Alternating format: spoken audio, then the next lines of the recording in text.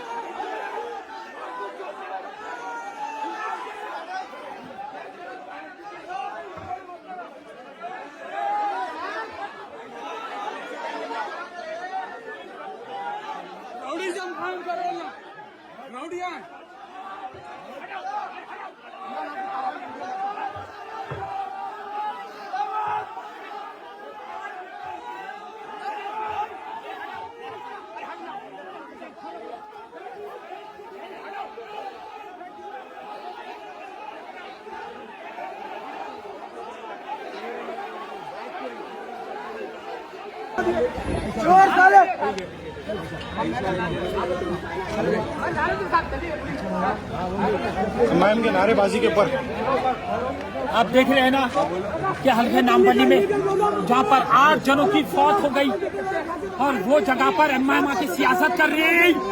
ये लोग लाशों पे सियासत कर रहे हैं, ये लोग आवाम के हित में बात कर रहे ही नहीं। हम आए जायजा लेने, हम आए हुकूमत से मुतालबा करने कि जो जलकर जो लोग मर गए उनके अफराद खानदान को 25 लाख एक्सग्रेशिया का मुतालबा करने आए, उनके अफराद खानदान को डबल बेडरूम फ्लैट का मुतालबा करने आए। हम मुतालबा करने आए कि जो कसूरवार है उसको सलाखों के पीछे भेजो। जैसा कि आपने देखा नाजरीन, क्या हो रहा है देश और दुनिया में। इस चैनल को सब्सक्राइब करिए, लाइक करिए, शेयर करिए और हमें दीजिए इजाजत।